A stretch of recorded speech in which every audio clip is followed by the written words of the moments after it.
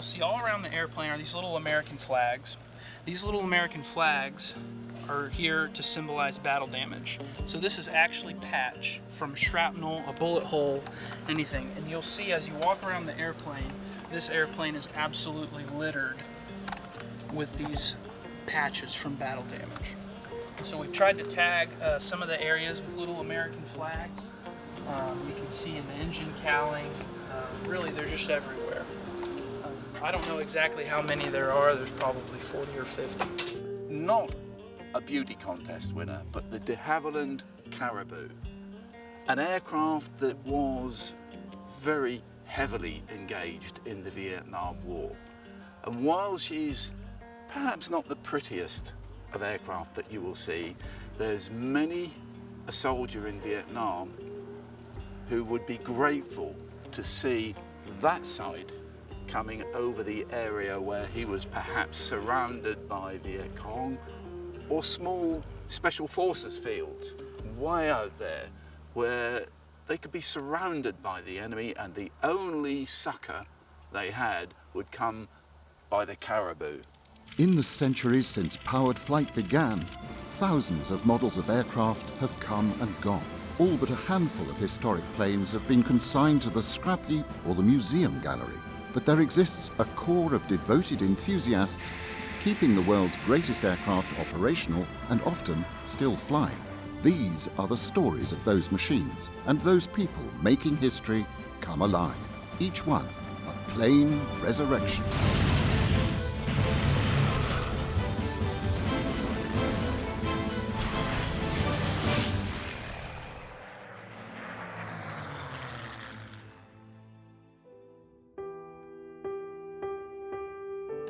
I tease that it flies like a Caribou. I haven't flown another airplane that flies very much like it. It is a very responsive airplane, but it takes large control movements. And so if you watch us landing or taking off, even just straight and level, it's kind of large movements, and the airplane will respond, but you know, it almost feels like you're flying it with bungees a little bit. But it is a nice flying airplane, but it is very different. The name de Havilland is more normally associated with the genteel biplane series, floating over the British countryside of the 1930s, or the sleek wooden wonder that was the Mosquito in its daring high-speed missions of World War II. However, the ungainly, even ugly-looking Caribou was no less a de Havilland product than either of those. Admittedly, it was made by the Canadian subsidiary of the British Aircraft Company, which, by the time consolidation of the industry in the post-war period had elapsed, was, in effect, an independent manufacturer. The de Havilland Company is one of the most famous British companies in British aviation history.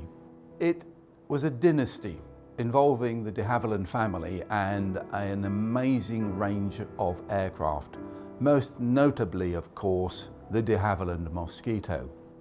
But before the Mosquito was even a twinkle in the designer's eye, de Havilland were thinking of manufacturing in Canada and set up a factory in the 1920s to produce a superb little biplane, the de Havilland Moth, which was used by many legendary pioneer aviators of that era and into the 1930s, when the de Havilland Tiger Moth came along, which of course trained countless aircrew for the war effort in Canada and elsewhere.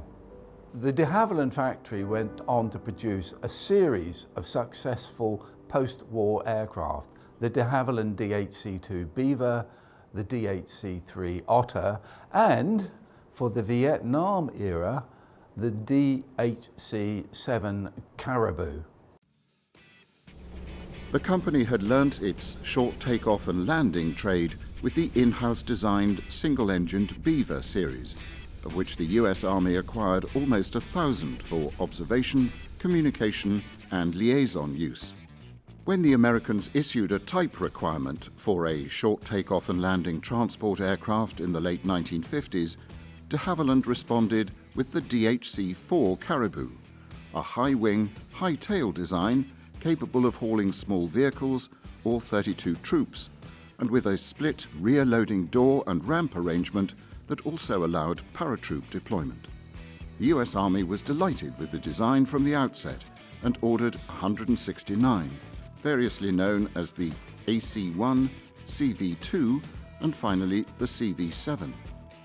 Whilst not fast, the type proved flexible, reliable and rugged, and soon won the hearts of its pilots and crew. The performance and size of the plane, though, had caused some raised eyebrows in other parts of the military establishment. The Caribou was a cavernous aircraft. It had the benefit, though, on its bigger brethren. There was quite an argument in the late 60s, early 70s between the Army in the US and the Air Force in the US. And the Air Force didn't particularly like the Army flying aircraft like the Caribou because they felt it should have been an Air Force aircraft. So a deal was done, in essence, that handed the Caribou over to the Air Force, but this one is in Army markings because it represents pre that deal. But whether it was Air Force or whether it was Army is academic to the job that it actually had to do. What it had was a tremendous reputation for STOL, short takeoff and landing. On a short field takeoff, accomplish the before takeoff check. The flaps are set to 25 degrees. Center the nose wheel and hold the brakes while accomplishing the lineup checklist. When the checklist is completed, prepare for takeoff. Advance the throttles to max power.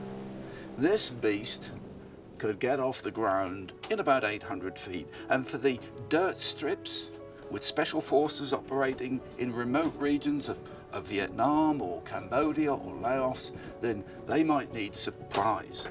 They could be under attack, and that's when the crews on the Caribou would come in. There could be emergency supplies of ammunition.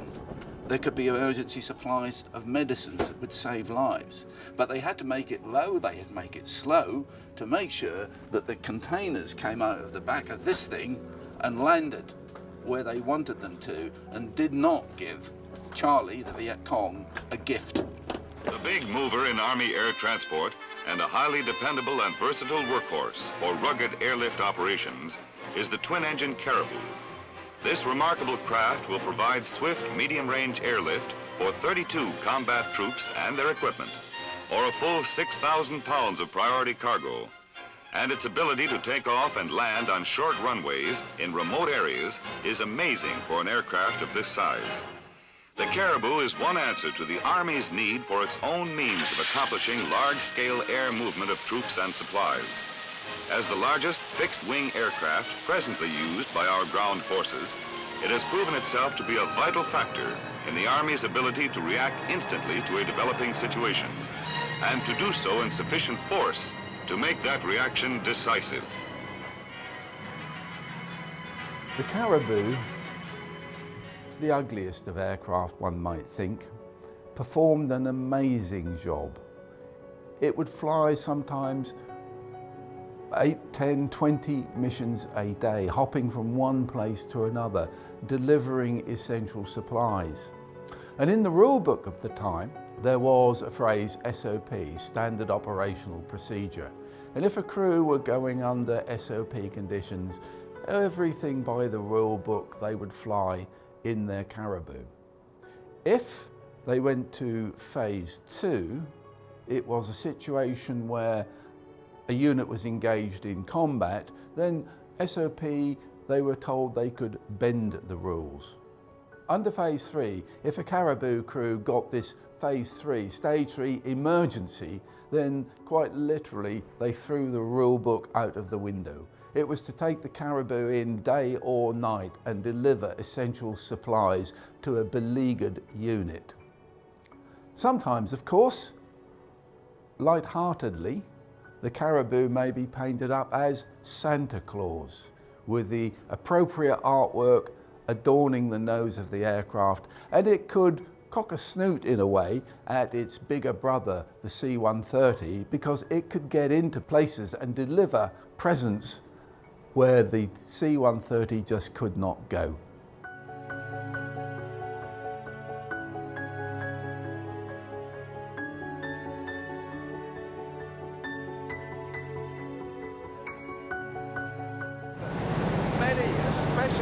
special forces guys were living out in the boonies, out in the jungle. They had only dirt airstrips and they needed supplies.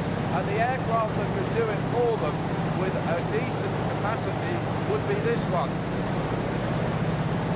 Some 25, 30 odd people could be on board. It could carry 2 jeeps. It would carry medical supplies, ammunition. We just hit a pretty big bump, so worthwhile hanging on. And those supplies would then be delivered. And sometimes these aircraft would take off, as we've just done, and what they would do, they would be flying maybe 8 or 10 hours, perhaps 20 different takeoff and landing, collecting and delivering. It seems, in some ways, an unglamorous job. And yeah, okay, as it was.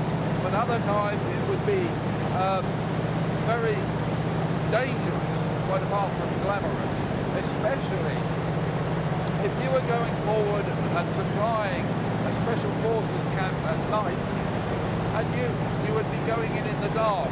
You knew you were being shot at, and sometimes then you would have to go in and work with forward air control, who would bring in Sky Raiders to support your delivery mission. There's a common phrase in warbird circles that goes, "It's all good fun when no one is shooting at you." And that holds true for the Caribou pilots of today. Plunging into a commercial airport for a display, coming in on a fighter approach to achieve a stunning short landing for the entertainment of the crowd is a thrill for even the most hardened pilot. However, in the dark days of the Vietnam War, that high adrenaline approach was literally a matter of life or death. Life or death for the team on the ground, troops needing resupply, evacuation or medevac, and also for the aircrew themselves. A steep dropping approach after a sharp turn onto base helped protect against ground fire, but the risks were still huge.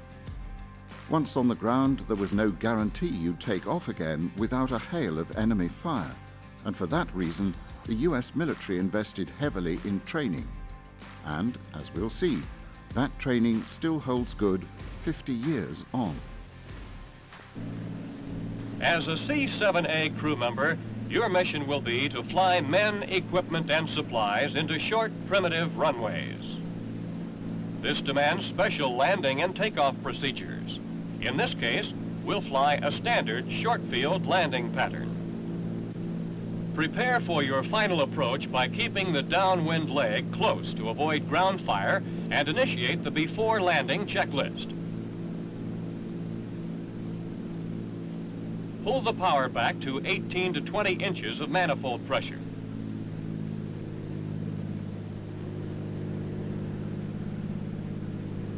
When opposite the touchdown point, lower the landing gear.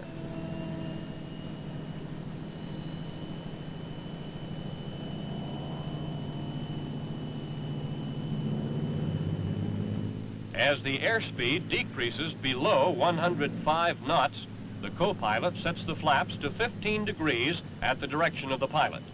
Airspeed is reduced and maintained at 85 knots on base leg.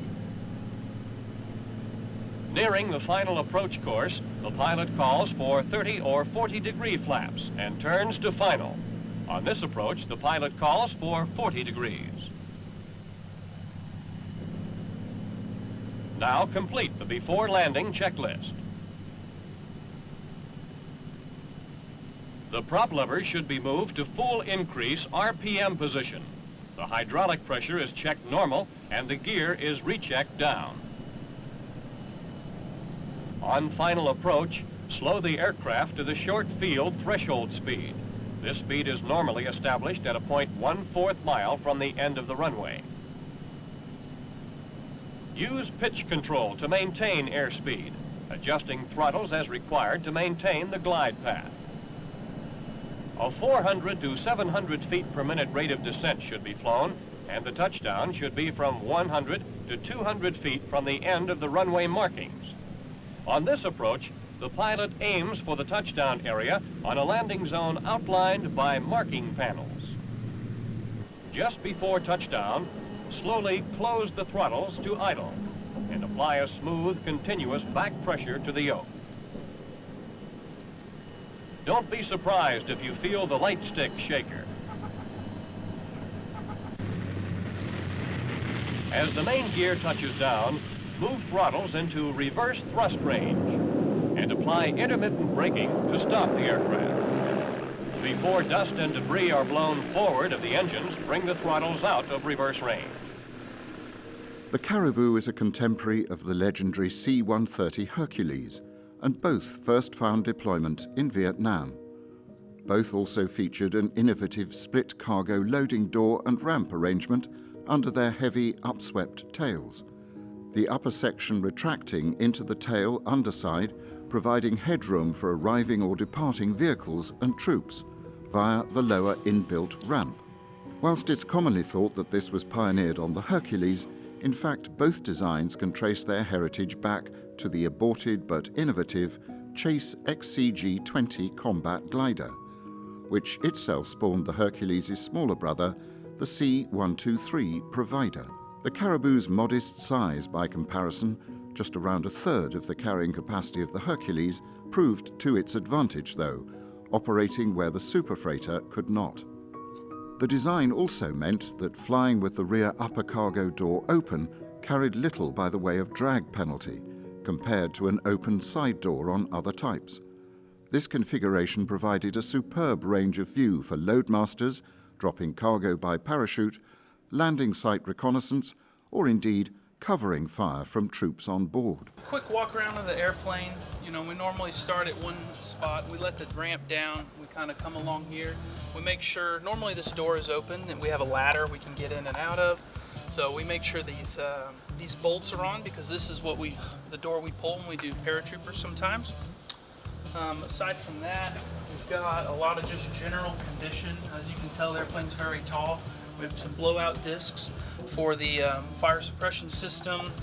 Just looking at panels, all of these things. Up in the wheel well, we have gear pins that hold the gear down. We also have some, we can see the oil tank. We can see and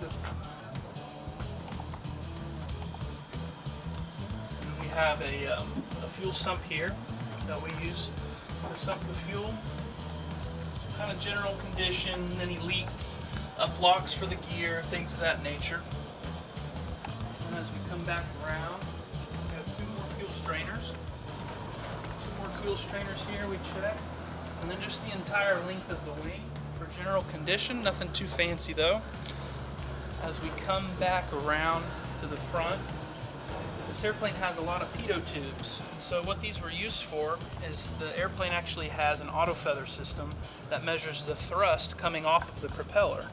And so if at any point with that auto feather system armed, it notices one engine making less thrust than the other without moving the throttles, it will automatically feather that engine. Very quick reacting. So a big deal on the Caribou too are these latches. The way the cowlings open up, they open up like a clamshell. And if they were to come open and fly it, it would create so much drag it'd be impossible to recover from. So we always make sure these are nice and secure. This disc is where you would blow through to put a fire extinguisher, handheld fire extinguisher. These engines are unique in that the propeller system has what we call IOCs. So the propeller, as opposed to getting oil from the engine oil system, it has its own supply. It has its own governor. And so that's this unit right here. It's actually its own oil reservoir for the propeller. So if the engine loses every ounce of oil in the entire engine, we still have full control over the propeller. The propeller is also full reversing. That was another thing that they did to help enhance the STOL capabilities of the airplane. And so just continuing around, we have, these are the actual pitot tubes that we use to get airspeed indication. All right, the airplane. Another fire extinguisher, blowout discs here. The nose wheel is pretty standard. We actually have nose wheel steering in this airplane with a tiller, so as opposed to it just being a free castering, so it's very easy to taxi on the ground. And then as you come around the other side of the airplane, it's pretty much the same thing. There's a cockpit heater, which isn't used anymore. That was something, you know, when they built the airplane in Canada, it was very cold. We don't have that problem here, nor did they in Vietnam. Now, one thing to point out, and you'll see all around the airplane, are these little American flags. These little American flags are here to symbolize battle damage. So this is actually patch from shrapnel, a bullet hole, anything. And you'll see as you walk around the airplane, this airplane is absolutely littered with these patches from battle damage.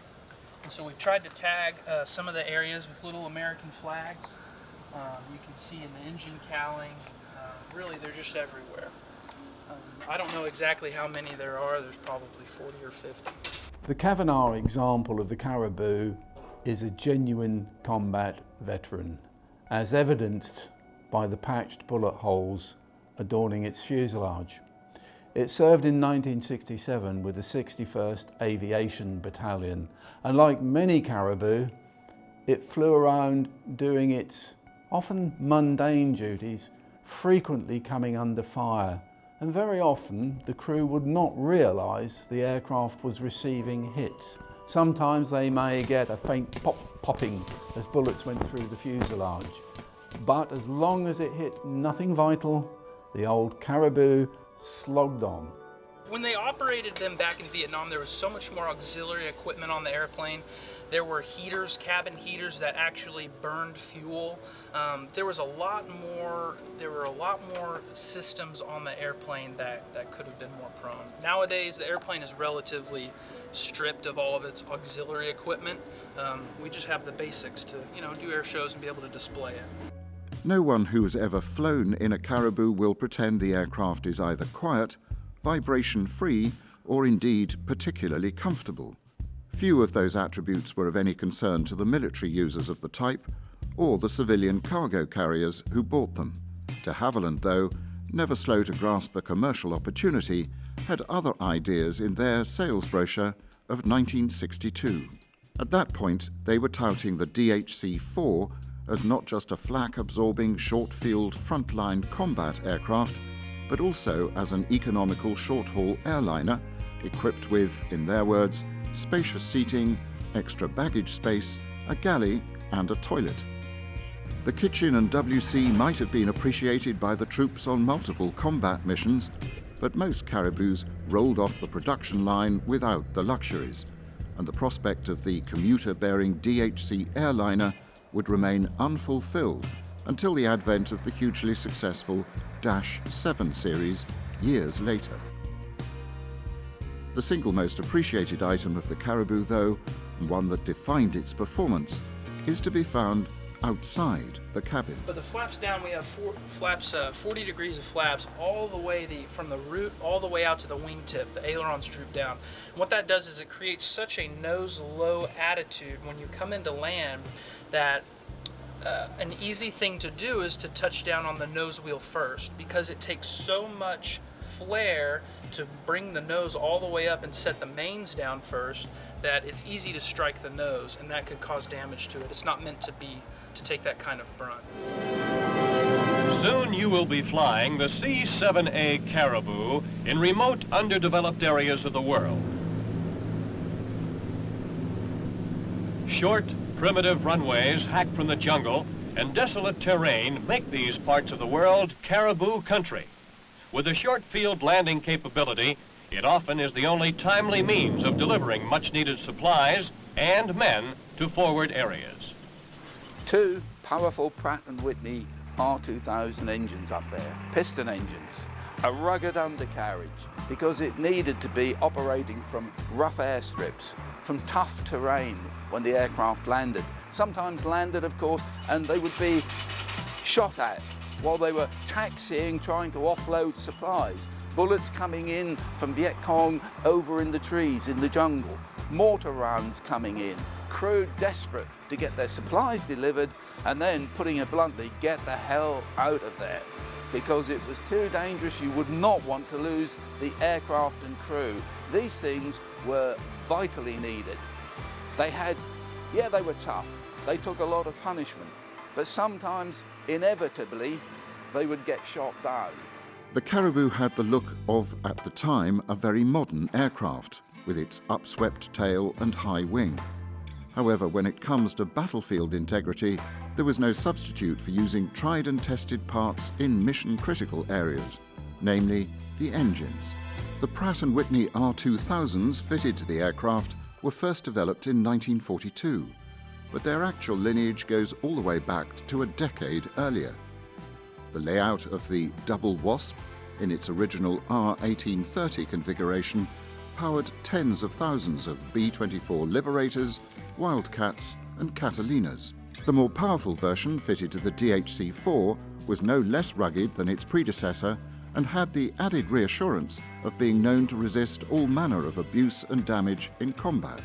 For the Caribou, it was fitted with a propeller capable of over-pitching, producing, in effect, reverse thrust for short landings, a vital element for the aircraft's performance.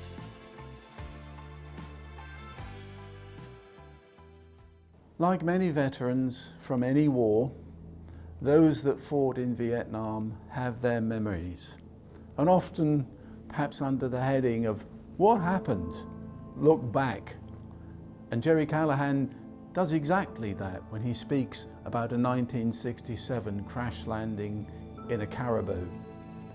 It had been a fairly ordinary flight at first, the usual round-robin deliveries.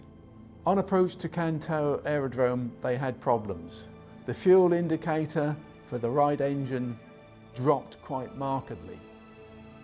It was sometimes cited in the aircraft manuals that this could be evidenced as the aircraft was running low on fuel. You may get false readings. They continued their approach, but nearing the aerodrome, the other engine quit. And the one thing that it is not, the Caribou is not a tremendously good glider. There was nothing other than a series of paddy fields beneath. The decision then is, what do we do? Are the fields firm enough for a wheels down landing? No. It's got to be a belly in, because sometimes these paddy fields can be quite deep. And the crew then, as they lost that other engine, feathered, both props feathered, meaning the blades angled into the wind so you can glide as far as possible with the minimum resistance. They prepared to belly in to the paddy field.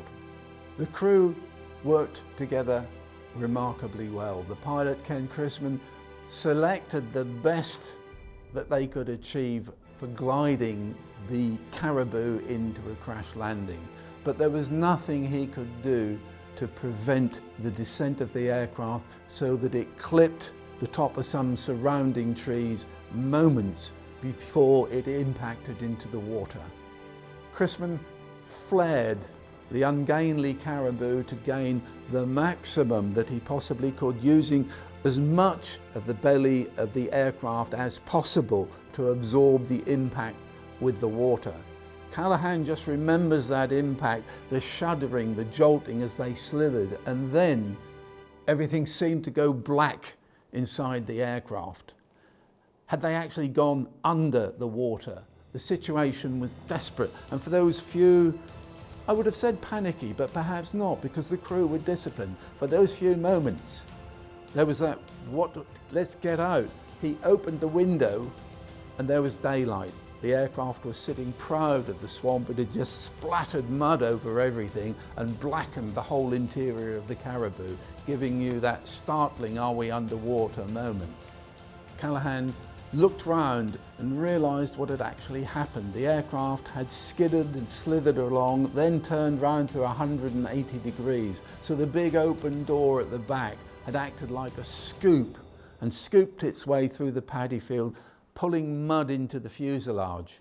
But now at least they were not on fire and the aircraft was stationary. So the crew unclipped themselves, got down, walked out of the aircraft and awaited what they knew would soon be rescue. Back at base, the enlisted men on the crew could relax and have a drink, but for the two pilots there were anxious moments because the reasons for the crash were unknown and an investigation team would be on its way. They were somewhat relieved when a few minutes later one of the crew chiefs came up and handed them a small caliber bullet that had gone completely through the cross-feed fuel lines on the Caribou, meaning that loss of fuel and a crash was inevitable. It was nothing to do with pilot error. So two very relieved pilots, having carried out a beautiful crash landing, could now enjoy a well-earned slug of whiskey. The Caribou at the Cavanagh Museum is their hardest working airframe. She forms the centrepiece of the Vietnam Search and Rescue display, which is performed at dozens of air shows every year. Supported by Sky Raiders, a Huey, the Cessna 02 and a selection of other aircraft, the DHC-4 touches down with troops on board to undertake a simulated rescue of a downed aircrew while all hell breaks loose around them. The stresses and strains on the 50-year-old airframe means she's subject to major winter overhaul each year, and inevitably, when she comes out, there's the excitement of a first operational flight. In the case of Plane Resurrection, we accompanied her as she returned from the Cavanagh service facility to the museum base, 80 miles away. Well, welcome aboard the Caribou today. We basically do a walk around on the outside of the airplane, and it's just a common walk around that you do with airplanes. Check the fluid levels, check the oil levels, the hydraulic fluid, that sort of thing. Safety, we remove the gear pins, we remove control locks off of the airplane, and then we come into the airplane. As you can see, it's real cavernous here. This airplane can haul a couple of Willys Jeeps. It's outfitted right now for jumpers. We have jumpers when we do air shows with this airplane. The jumpers will use the static line. I'll show you this up here. They hook up to the static line, and of course they run and jump out the back. We actually had a paratrooper last air show that we did up at Tinker Air Force Base. He had a malfunction, the first malfunction he's had since 1987, and jumping under a T-10. It's called a May West when you have that type of failure. He was able to get his reserve chute out, and he still, no injury, did not hit the ground hard or anything like that. But this can be a dangerous business, as you can tell. Moving forward here in the Caribou, we've got a cockpit here that is kind of, it's old, it's 1950s technology. It's not as streamlined as some of the modern jets. I fly a modern jet in my everyday job, and with this airplane here, you know, radial engines, they have peculiar characteristics to them. They're noisy, they vibrate. The airplane is not a handful to fly, but it does require a peculiar skill set. Well, I wanted to show you how to get into the Caribou here. First off, you have a couple of steps where you have to step up, and it's very awkward. You could fall over. There's a step here, and as you can see, there's the throttle quadrant. We've got the propeller controls and the mixtures, the cutoffs over there. As you can probably imagine, from a human factor standpoint, crawling up into the airplane, it's awkward, and you will get your head dented. I mean, I have got many scratches on my head from getting up in here. But the way to get up into the Caribou is to grab the seat firmly, and what you do is you put your arm up here like this, and you grab this handle, and you just step up and you grab that handle like this, and see, you're protecting yourself, and you just slide over into the seat. And it's just like any other airplane. When you sit into the seat, it has you know, nice comfortable seat, a wheel, the rudder pedals. It's very nice, and it's a very comfortable airplane when you're sitting up here and you're on cross-country flights, that sort of thing. You only look at them one at a time, and you only flip one switch at a time. So anyway, we've got a battery master switch here. When we turn it on, of course, you know, all the gauges come alive that work on DC power. That's under DC power. We also have an inverter here that will make the instruments work on AC power, and I'll just turn it on shortly. And as you can hear the inverters winding up, and we're supposed to have gauges here that we read when there's AC power to them. So go ahead and turn it off. We don't want to run the battery down. One of the things that we do when we first get in here, we want to make sure that the pitot heat is turned off, that the landing gear handle is in the down position. You want to make sure that's just from a safety standpoint. You want to make sure that the magnetos, if you look up here, this is the magnetos. Of course, back here is the carburetor ram. That's for carburetor heat. And then, of course, you have your magnetos here, and you want to make sure that they're always off. Most of these airplanes, when they're on like this, you just reach up and go forward, and they're in the off position or the ground position to ground off the engines. This is a control lock right here in the front. It's up here by the throttles. So from a safety standpoint, we have certain checks that we do. It has a fire detection system inside there. And Ben, jump in here anytime if you want to add something on there. Yeah, the airplane's actually designed very safely. There's a lot of redundant systems. Primarily, we do have 2 shots, 2 fire extinguisher bottles that we can send to either engine.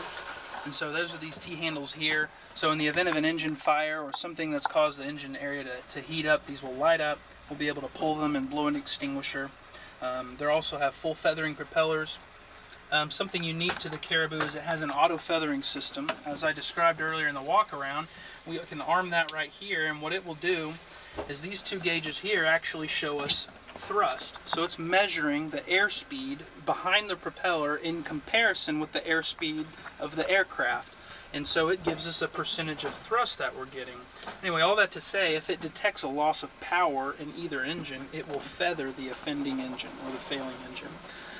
On top of that, the airplane is a fairly hydraulic airplane, but not without a lot of safety features. Down here, you might notice we have a panel down here that allows us to, in the event of emergency, get the landing gear down, give us brakes, all the things that we're going to need to safely put the airplane down on the ground in the event of a hydraulic failure.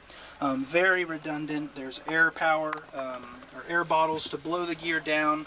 We also have a T-handle here, which is kind of unique.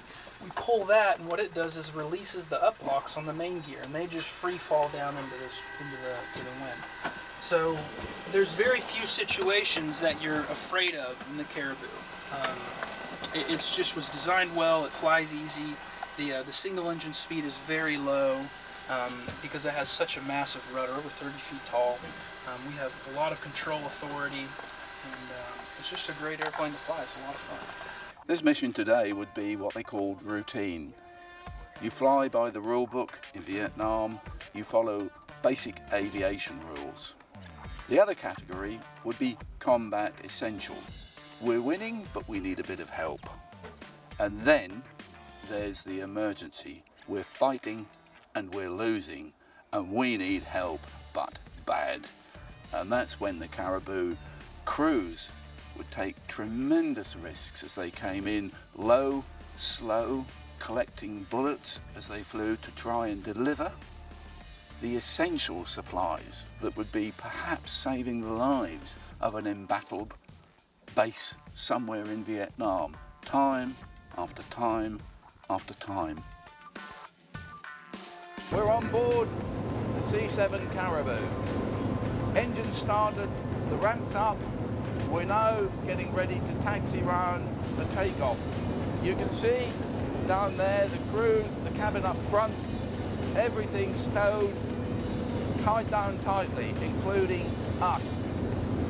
These aircraft were vital for supplying forward bases and keeping particularly the Special Forces guys supplied with ammunition and then medical evacuation. It was noisy, it would have been uncomfortable. They flew low, they flew slow. And collected often, you couldn't hear it, but sometimes the pilots could open the windows and the back door, and they did that sometimes so they could hear the ping, ping, ping of incoming rounds of ammunition. Often, the crews flying so low and so slow wouldn't have any idea.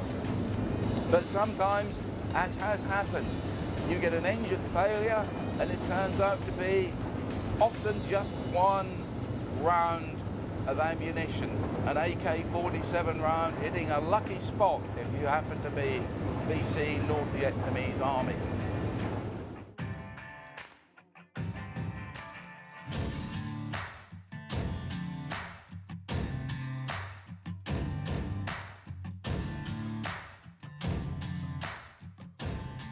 The Caribou could fly in a configuration with the huge ramp at the back actually open, which would mean that it could get into and out of tight spots, delivering pallets very quickly. Down, deliver and away. No hanging about, particularly as they often were, coming under fire, be it day or night. They may also be delivering essential supplies or picking up people, evacuating people, sometimes local people, in a situation maybe where the Viet Cong were threatening a village or advancing, and there were those that were loyal to the government of South Vietnam. And the Caribou carried countless numbers of people and wide varieties of cargo. There have been some illustrious passengers. There have also been some gallant passengers on this aircraft. I wouldn't join the gallant, but I don't think I'll even join the illustrious. But down at the other end of the scale, these aircraft would carry pigs sometimes. Pigs for supplying live meat to the forward forces, particularly the AVN, as they call them, the South Vietnamese Army soldiers. And on one occasion, the pigs were in the back here, and one of them, a large pig, broke loose. And she was quite dangerous to the men trying to round her up to secure her again. But unfortunately, she was becoming wild and very dangerous. And sadly, they had no alternative, but for the safety of the aircraft and the people on board, they lowered the flap and the pig headed out over the back door of the aircraft at several hundred feet altitude. Not necessarily a good story for an animal lover, but these were the days of war and emergency supplies. And on one occasion, a water buffalo. Don't ask me why, but it was a water buffalo. And when the crew of the Caribou landed, they were in a hurry to get out, so they lowered the ramp and pushed the case containing the water buffalo out. But it broke as it slid onto the ground, and the last the crew of the Caribou saw was the water buffalo making haste for the jungle, pursued by South Vietnamese army soldiers. As we've already seen, the Caribou was designed with the possibility of making it a regional airliner, and whilst this ambition went unfulfilled, it was pressed into use in some civilian cargo markets with success, especially in underdeveloped countries and those with remote communities. The vast majority of the 300-plus Caribous are now long retired, even from military service, but back in 2011, the model, or rather an updated turbine engine version, featured in a remarkable swan song. The US Army was deploying more troops on the Afghanistan-Pakistan border to intercept Taliban insurgents. These troops were based in highly inaccessible locations that the Air Force's regular mounts couldn't service. But a solution was found. A private company was hired with their Turbo Caribou to drop pallets of supplies, which they expedited in the most daring and dramatic fashion, standing the ancient plane almost on its tail over the drop zone, allowing the cargo to free fall out for precision delivery. 50 years on from its first mission, a last Caribou still dodging ground fire and danger to keep the front line supplied. A thought that inspires the Cavanagh team in their commitment to America's last airworthy DHC-4 Caribou.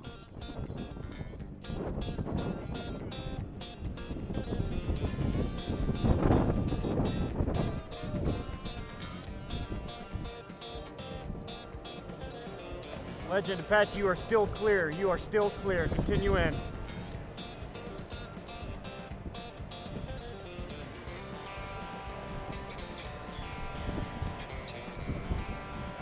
Look out, man. Here it comes.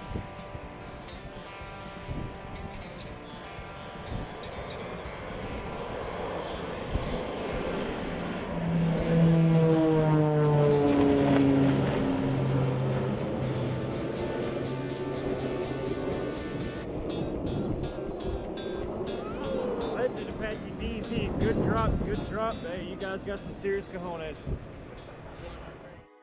You know, we're very blessed to get to operate this airplane in peacetime, and a lot of these guys don't, or a lot of these veterans weren't able to do that. And you know, these bullet holes all throughout the airplane are a reminder, and you know, I'm sure many of them you know, wounded people along the way as they went through the airplane. So that comes across our mind quite often as we're sitting here flying this airplane. We think it's a lot of fun, but there are a lot of guys that might not have described it that way. It was a tool, and luckily this airplane was used as a tool to help people and save people, extract certain people, or deliver equipment. And we're lucky enough to present it today in peacetime operations to honor those veterans who were wounded, weren't able to come home, or are out, and it brings memories back to them. Okay, safety check, daily inspection, exterior check. Complete. Fuel, Check. engine oil, Let's check. prop oil, Let's check. gear pins, Removed. okay, pitot covers and plugs, Removed. chocks, Removed. tail stand, Removed. doors. Secured. Safety check complete. Before start, ready? Go ahead. Circuit breakers normal. There's check right here. All right, check normal. Battery master external power on. Here we go. Brakes, check set. They're set and check. Carburetor air, ram. Ram.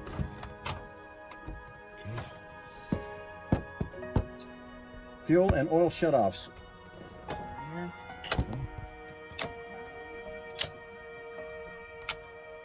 All right. You're done. Inverter.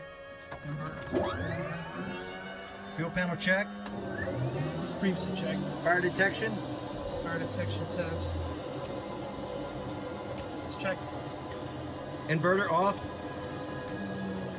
Warning lights check. So prop oil's the main one here. Check. Anti-collision lights on. On. And gyro caged. On this side caged. Boost pumps normal. Okay, so we'll start the right side first. Colors, okay. I'll let Dwayne know.